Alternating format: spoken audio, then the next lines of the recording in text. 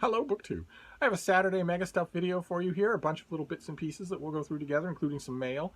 I want to offer an apology. First of all, I seem to have to apologize at the beginning of every video for the enormous amount of noise outside. There's an enormous amount of noise outside today. I'm not really sure why. It's a beautiful day.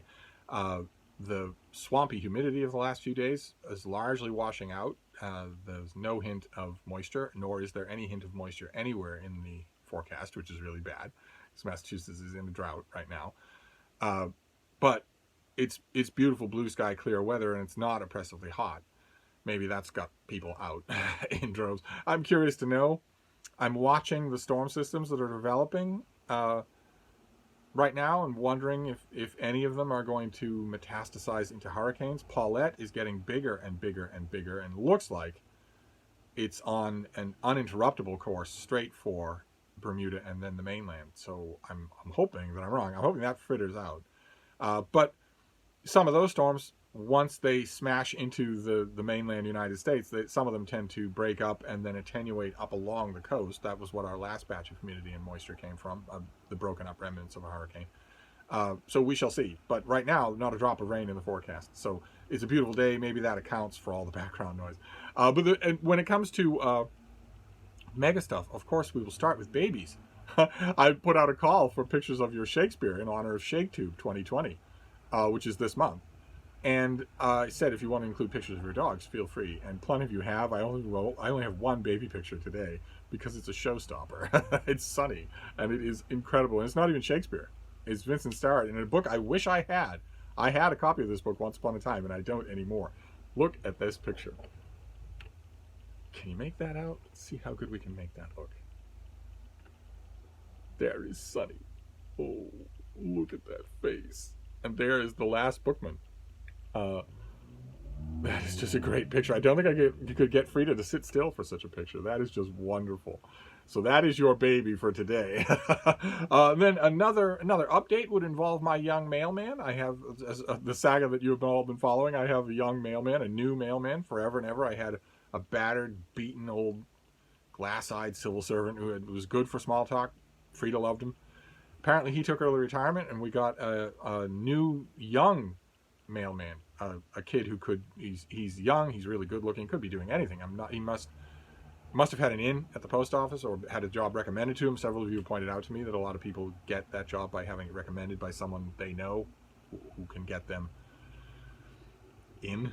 It's a good job to have. So, but anyway, I mentioned my last updates about him was that he is a reader, or is a dilatory reader and would like to be more of a reader, and has noticed by now that I get a lot of books here. That was a sneeze. Frida is on the bed right behind me. She's sneezing her head. I don't know if you can see her. Baby, don't you want to say gesundheit? No? Oh, zoop? No. She doesn't like to be more than an arm's length away from me at any time. She doesn't make any big deal out of it. She's not fawning on me any of that time. Isn't always particularly patient if I pet her. But she doesn't like to be that any further than that away from me at any time. As you will know if you've watched my Zoom chats, where she is omnipresent in the background right next to my head. But anyway, it turned out that my young male boy likes to read, is the key. And no matter how much he reads now, he is favorably disposed to reading, which I should remind you all is not true for 99.9% of the human beings on Earth. 99.9% of the human beings on Earth consider reading to be a punishment and wouldn't do it under any circumstances whatsoever. I know we don't like to think that. On BookTube, it's so easy to forget that. But nevertheless, that is true. And so finding someone who's a reader, who's well-disposed to reading, that's wonderful. The only problem is, yes, if we directly cross paths with each other, of course we're going to stop, because Frida knows him now and wants to be petted by him. But you can't have a long conversation. Even when two people have masks on, that is an unreasonable risk. A few minutes at a time, not long conversations, even masked. And that makes it a little difficult to do my usual shtick when it comes to meeting a reader. Because people, once they realize that I get a lot of books, or have read a lot of books, or have an entire life revolving around books, they naturally want recommendations. And I'm ready. I want to make recommendations to anyone at any time. whether it's to deepen their love of reading or to reignite it if they're having a long reading slump.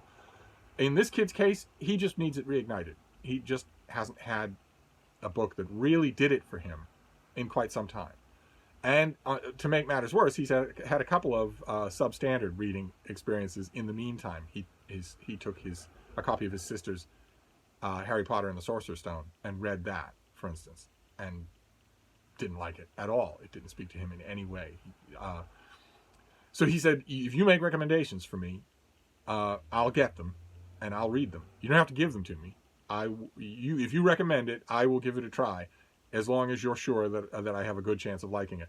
I only need that. I need less than that, but that's all the invitation that I need. The problem is, he never has a pen on him, neither do I. He never has a spare piece of paper on him, and neither do I.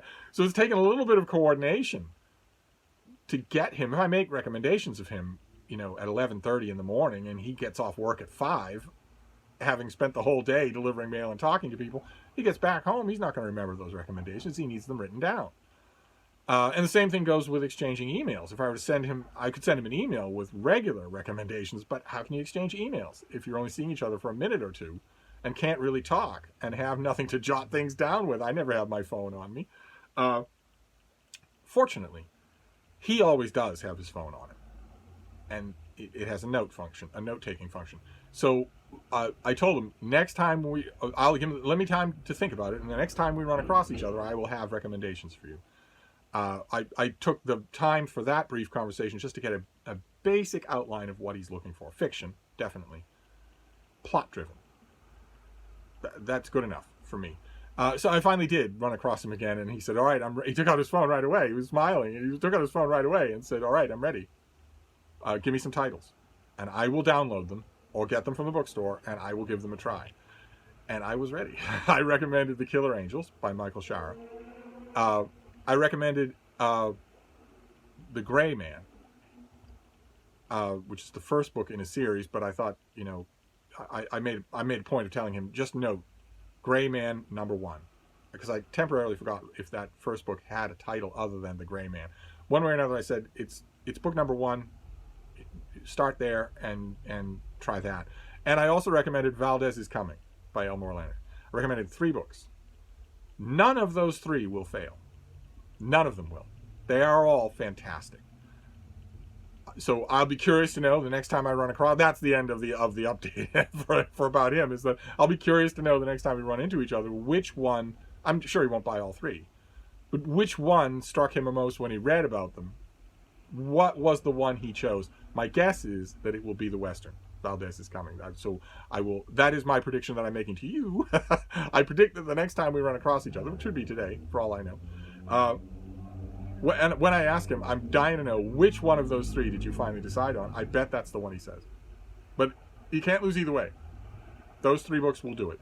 And I have roughly 35 or 3,600 of books like that ready to recommend when he's through with these 3. So the update is, I've given him suggestions, and we are well on the way to renovating his love of reading. And then we have mail. I have no tech updates for you today. The tech update that I was really hoping to have involved this thing. A SanDisk remote memory drive with a lightning port plug, so that you can plug this into an iPad, move files onto the SanDisk drive, and then take it out, plug it into some other iPad or some other device, and move those files onto that device. To store files on this device. And it isn't intuitive, at least for me. It certainly isn't anything that's right on the surface that I could guess. I've watched a lot of how-to videos. I still haven't figured out how to do that. I spent $40 on this thing, and I know, just from looking at it, I know that it must have that capacity. It must have the capacity for me to move book files onto this drive from anywhere on my iPad, even from an app that isn't the iPad's own memory. There must be a way to do that. And I bet there's a way to do that without moving files from the app on the iPad to the iPad's memory and then moving it onto this thing. I bet there's a way to do that. I've been noodling around with instruction videos, and I just haven't figured it out. So that would have been my tech update, would be that I am now free from the restrictive memory of my iPads, my various iPads, because now I have a device where I can move files around. I was hoping for that, and I don't have that as a tech update. And the other way around that, I'm sure some of you are yelling it at the screen right now, is Calibre. There's an app called Calibre or Caliber that is solely designed for that. You plug it into your computer and you manage your electronic book file that way. And the two confessions about Calibre that I have: one, I don't particularly understand how it works. I'm having a hard time getting it, just that, that click moment when something happens and that makes you understand the basic principle of the thing. I'm not quite sure how Calibre works. I know a lot of you love it. And qualification number two is that all the files that I want to move are on iPads right now. And I don't entirely know how I would even make the app on my desktop aware of iPad files. I need to do, in other words, I need to do more tutorials on that as well. I need to just saturate myself in tutorials on both those things, because the main struggle that I am in now with ebooks, with all the ebooks that I have and that a lot of you are sending, so generously giving me, is where the storage for them. That is the main struggle that I have with these things, is where to put them. And also, I'm not completely in love with the idea of them being exclusively on any iPad. I would also like the ability to back them up somewhere that isn't a machine that could lock up or crack or fall in the tub or whatever. I'd like them somewhere else as well. I think that's the reason a lot of you like Calibre, right? Because it's an independent repository for your ebooks apart from any device.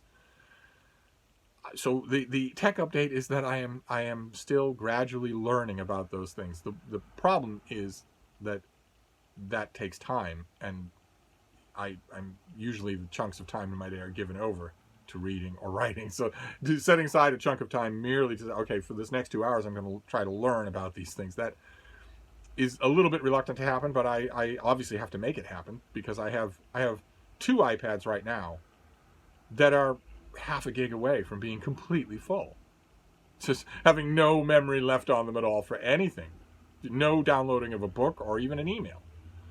And once that happens, those devices will be functionally useless to me, except to go back to them for the books that are on them to read. I won't be able to use them in any other way. If their memory is totally maxed out, I won't be able to use them in any other way. So I need to figure out a way to make that SanDisk thing work, and maybe to make Calibre work as well. So I don't have any tech updates of the kind that I would like. I want a peace in our time, victory is ours type tech update, where I say I am no longer shackled by the memory of closed devices, of Apple closed devices, and I can't say that yet. But we also have mail, including a periodical, the London Review of Books, a great review journal. That in this case, there's tons and tons of stuff in here. One of my favorite book critics, Christian Lorenzen, does a long piece that isn't a book review on Joe Biden, his life, his career, his chances of winning the presidency. That was it. I thought the piece was annoyingly condescending, and I read it because Christian is such a good writer. But and the London Review of Books, this particular issue, continued a trend that we saw in the TLS, where the TLS that I showed you, I think yesterday, had a ton of books referenced, either ads, in-house ads, or referenced in reviews, books that I want that I don't have. And this one does the same thing. Irina Dumitrescu reviews 2 books about books. And the first one is Voices and Books in the English Renaissance, A New History of Reading by Jennifer Richards. How to Read Aloud is the name of the combined review. And that book, Voices and Books in the English Renaissance, A New History of Reading by Jennifer Richards, I very much want, and I don't have it. Very frustrating. But also I noticed something noteworthy on the letters page here that I wanted to read to you. The London Review of Books has a boisterous letters page, lots and lots of fun. And this one is a letter from Michael Pryor in Hebden Bridge, West Yorkshire. Rosemary Hill's piece about Churchill's cook reminded me of stories told by my grandmother, Lillian Bird, about her time in service. She entered a large Hertfordshire house in 1907 at the age of 14 as a tweenie maid. I'm assuming that means between floors. One of her tasks was to hold bowls for the ladies of the house into which they could vomit up their lunches and teas to make room for the next huge meal while preserving their narrow waists. She soon left service, fleeing with her husband, a gardener at the house. And Michael Pryor ends his letter with this line: "I don't recall seeing this aspect of country house living in Downton Abbey." And the reason that you don't recall seeing that in Downton Abbey, no offense to your beloved grandmother, is that it didn't happen. She cribbed that story from Suetonius, or any of the later people who cribbed it from Suetonius, but she never actually did that herself. So yeah, that's one of the reasons why it's a cherished piece of family folklore, but it's not in any period dramas, obviously. Anyway, we also have that was a London Review book. There are quite a few things in here, long pieces on Bauhaus and on Warhol, new works that I'm probably not going to read. I will read the reviews. The main thing that cranked my case about the reviews this time around was one of the reviews was about a book I want and don't have. So, and it's Saturday, so no publicist is going to be looking at their work email. I'll have to wait until Monday to see if I can get a copy. But we also have mail. We have 3 packages, including a box. So let's see what this first one is. It's a priority mail envelope, so it's either from a small publisher or it's from one of you. Oh, baby, you can't have this, baby. That's plastic. You can have the cardboard. With cardboard coming right up. We have cardboard coming right up. Oh. She heard rummaging and wanted a piece of the action, and she can have it. She can have the cardboard, but she can't have plastic. You can't have plastic, baby. You can't. You can't have plastic, baby. Not good for little beans.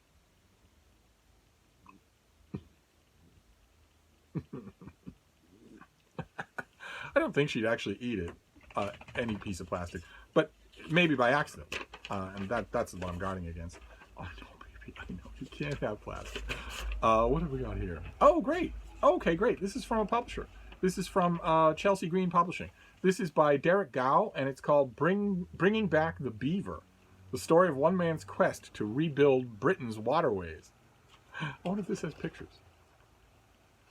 Oh, it does. Oh, it doesn't just have pictures. It has original illustrations. Look at that. Look at how happy they look. Okay, so this is Derek Gow. That is our author. Let's see how we can do for a light here. That is our author. And he is a farmer and nature conservationist. He was born in Dundee in 1965. And he left school when he was 17 and worked in agriculture for 5 years. Inspired by the writings of Gerald Durrell, all of whose books he has read thoroughly, he jumped at the chance to manage a European wildlife park in central Scotland in the late 1990s before moving on to develop 2 nature centres in England. He now lives with his 2 children on a 300-acre farm in Devon-Cornwall border, on the border of Devon and Cornwall, which he's in the process of rewilding. Oh my, rewilding is an incredibly interesting process where you remove the hand of man and let things take their course. Okay, so let's learn about this. Bringing Back the Beaver. You all know there was a Beaver book a couple of years ago that I deeply loved, and I'm always willing to read more. That was American beavers. That was a concentration mostly on American beavers. This is the British beaver. Bring Back the Beaver is farmer turned ecologist Derek Gow's inspirational and often riotously funny first-hand account of how the movement to rewild beavers into the British landscape has become the single most dramatic and subversive nature conservation act in the modern era. Since the early 1990s, in the face of outright opposition from the government, landowning elites, and even some conservation professionals, Gow has imported, quarantined, and assisted in the reestablishment of beavers in waterways across England and Scotland. I wonder how long it's been since beavers were extremely popular extremely numerous in England. England has very few natural standing bodies of water, ponds, the things that beavers make. Let's see here. For 400 years, they have been hunted to the point of extinction, cast as pests, enemies of landowners, and destroyers of habitats. Their fur, oils, glands, and meat helped build North America and fueled international trade, yet few animals have garnered such a terrible and unfair reputation. However, in the face of all this, the beaver is making a dramatic and welcomed comeback, as the potential for yet another wet winter threatens to wreak havoc, even more havoc on flood-prone towns and cities across the UK. Beavers are being recognized as the solution. And they certainly are. You might think, well, certainly not. Surely they're the problem, because beavers build dams and create standing water. So surely in a flood-prone winter, they would be the problem, not the solution. But no, beavers are they are type A control freaks in nature, and they don't like flooding at all. That they don't cause and carefully control. Just ordinary nature-prone flooding, it may rain and for a couple of days and then it may flood. Beavers don't like that at all. They want it all under their control. So they as much hate the idea that a flood will rise the waters on the one bridge into town as you do. Profiled as, quote, formidable beaver advocate in Ben Goldfarb's 2019 book Eager, which is the beaver book I was talking about, and frequently quoted in the UK media, Gao is a respected conservationist who is able to engage audiences emotionally with his urgency to bring these charismatic creatures back to Britain. Okay, all right. So do we have a date on this for the U.S.? Yes, September 30th, the end of September. So bringing back the beaver is coming right up from Chelsea Green, and naturally, I want to talk to this author. I'm going to have to talk to the publicist on Monday and see if perhaps he's willing to Zoom chat with me. Wouldn't that be fun? I know you'd all watch. If I had a Zoom chat about beavers, I know you'd all watch. So I'm going to have to check and see. He seems like he might be the type. So that's the first one. Great. Bringing back the beaver. I'll read it tonight. Then we have this next one. And this one you can go to Ubeam. You can have this if you want. That is cardboard. What have we got here? What is this? Also the end of September. Is this a paperback original? Yes, it is. Paperback original. Great. So this is going to be a $16 paperback coming out at the end of September. Pretty thing. It's The Nesting by C.J. Cook. There's a house on a foreboding cliffside. C.J. Cook's debut novel, I Know My Name, received fantastic blurbs and rave reviews. Now she follows up that with a fresh take on the popular nanny trend in The Nesting. In it, she incorporates the dramatic fjords and forests of Norway's wilderness into the plot in unexpected ways. The book was awarded an Arts Council of England grant for the author to conduct research in Norway, so the stunning setting is authentic. In the book, Lexi has recently lost her boyfriend and her job. She impulsively applies to be a nanny to two young girls as the job seems like the answer to all her problems. The position requires her to move to Norway, where architect Tom Faraday is building a high-concept, environmentally friendly house. They always turn on you. In movies, in novels, high-concept, environmentally friendly houses always turn on you. The young sisters recently lost their mother, Aurelia, to suicide, and Lexi quickly becomes protective of them. They didn't lose her to suicide. I guarantee you the house killed her. But soon she feels a pervasive sense of creepiness in the remote house nestled in the forest along the fjord. When Aurelia's diary appears in her room one day, Lexi can't help but read it and discovers secrets of violence and betrayal. As disturbing and stranger things happen in and around the home, mysterious wet footprints inside the house, a ghostly figure of the sad lady, Lexi begins to suspect that Aurelia was murdered and that she and her children are at risk. That sounds like it's implicating the man, the husband. But I don't believe it. It was the house. But anyway, C.J. Cook is an award-winning poet and novelist, published in 23 languages. She teaches creative writing at the University of Glasgow, where she also researches the impact of motherhood on women's writing and creative writing interventions for mental health. Now I want to interview her too. Not necessarily about this book, but about her profession. Doesn't that sound fascinating? Read that again. She researches the impact of motherhood on women's writing and creative writing interventions for mental health. I want to read about both of those things. I want to hear about them from her. Is this the future? Is this the future BookTube? Am I going to talk to every author that floats in front of me? I don't know, but I'm definitely going to read the book, and it's the end of September, so this is, we often say on this channel, I often say that mail hauls are also TBRs, and that's certainly true in this case. I will just read these tonight. No reason not to. I mean, they're tiny. That's 2 hours reading right there for me, so, and then we'll do the last one, the box, and then we'll be done for today. What have we got here? There's a little more cardboard for you, baby bean. It's a little more handleable. Oh, okay. The book is wrapped again inside the box. It's wrapped in plastic. Oh, you aren't eyeing the plastic, are you, Frida? You can't have plastic. You can have 20 pounds of cardboard in front of you. She always wants what she can't have. What is this next one? Oh, great.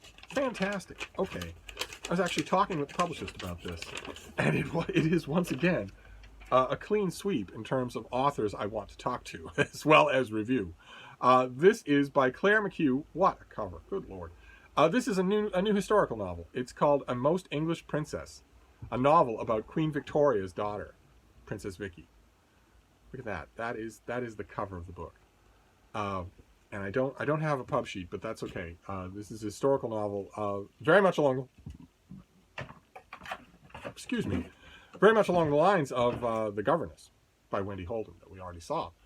To the world, she was Princess Victoria, daughter of the Queen, wife of an emperor, and mother of Kaiser Wilhelm. Her family called her Vicky.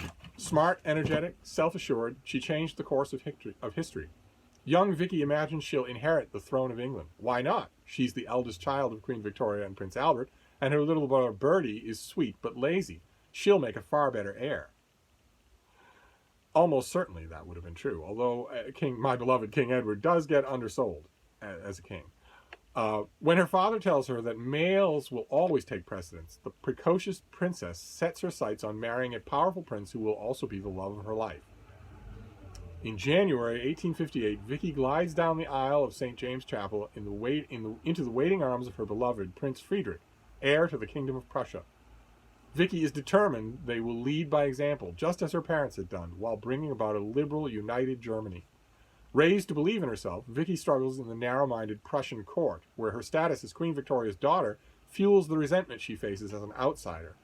Frowned upon by her in-laws and criticized in the press, each day she seems to take a wrong step. But handsome Fritz is always by her side, and they navigate court intrigue and challenge. They navigate court intrigue and challenge the cunning Chancellor Otto von Bismarck while fighting for principle and the soul of a nation. At home they endure tragedy, including their son Wilhelm rejecting all they stand for. This is the dramatic story of an indomitable English princess, undoubtedly royal and completely human, from her younger years as the apple of her father's eye, through her rise to power and the final months of her life. Sounds pretty good, don't you think, as historical fiction goes? I mean, the material is first rate. The material is great. It'll just be a question of how it's done. That's all, as is so often the case. Claire Mccue was born in London and grew up in the United States and graduated from Harvard with a degree in European history. She worked for many years as a newspaper reporter and magazine editor. She has also taught high school history and reviewed books for the Wall Street Journal and the Baltimore Sun. Baltimore Sun has never let me review a book for them. Add that to the list of things to check into on Monday. The mother of 2 grown children, she lives with her husband in Washington, D.C. and Amagansett, New York. And this is her first novel. How wonderful. A beautiful thing like this is her first novel. Fantastic. So this is going to be yet another paperback original. This is $17. Coming out at the end of September, I think. I don't have a pub sheet for it. I'm getting it mixed up with my other paperback original. But I'm pretty sure that if it's getting to me now, it must be soon. And I haven't read it, so I'm going to read all 3 of these today. This is a novel about Princess Vicky, who features prominently, usually in the last 200 or 300 pages of any Queen Victoria biography, including every one that I've ever read, and who did leave. Her life at the Prussian court is fascinating. I'm hoping, actually, I mean, I don't know, I'm not going to backseat drive for this author, but I'm hoping that a large amount of space for the book is devoted to that. The temptation, I think, is going to be to devote most of the book to her time in England, to her time with Victoria and Albert, and I hope that's not the case. But we shall see. I will see very soon. I'm going to take the bean for a nice long walk, and then settle down to read all 3 of these things. So we have A Most English Princess in a paperback original, a very nice paperback original. No need for something like this to be a hardcover. There's no need for it. At twice the price, there's no need for it. Why not just print it like this? That is wonderful. Same thing with this, The Nesting. About I maintain an evil house, not an evil house builder. But I could be wrong. We shall see. But this also is a very attractive original paperback. No need for a hardcover, half of which the bookstore is going to have to return unsold. And then finally, bringing back the Beaver by Derek Gow, who, if I talk to him or interview him in any way, even if he's not up for Zoom, I might interview him just in the written word, will be the second Beaver fanatic that I have talked to in the 21st century. They are very charming. They're far more charming than the subject of their obsessions. I've met many, many beavers in the wild, and they are nothing to write home about. They may look cute, but they don't want. They are the animal outside of perhaps a bee. Bees just say this all the time. When I stick my nose in close to a flower to see what it is they're doing, they are all just humming this phrase over and over and over again. They don't say anything else. Beavers don't say other things, but they say this most often, and that phrase is "Go away, I'm busy." You encounter a beaver in the wild, that is what, if they don't run, if they don't just slap the water and flee, that is what you will get from them. Go away, I'm busy. I guess the natural world would be much the poorer without bees or beavers. But this doesn't have, Eager had a bunch of photographs to illustrate it. This has drawings. I'm okay either way. Fantastic. So we have three, that was not a big mail haul, but three terrific books. A move by the guy who in Great Britain is the face and voice of bringing beavers back to widespread population in the wild for their ecological good. For the ecological good they will do, not just because he's obsessed with them. And then two novels, a thriller and historical novel, both in very nice original trade paperbacks. So as far as mail hauls go, Steve is pleased. I will read all three of these today. But that is it for now. That's a nice long MegaStuff video to start the weekend. So I'm going to wrap this up for now, but I will be back tomorrow. Thank you, BookTube.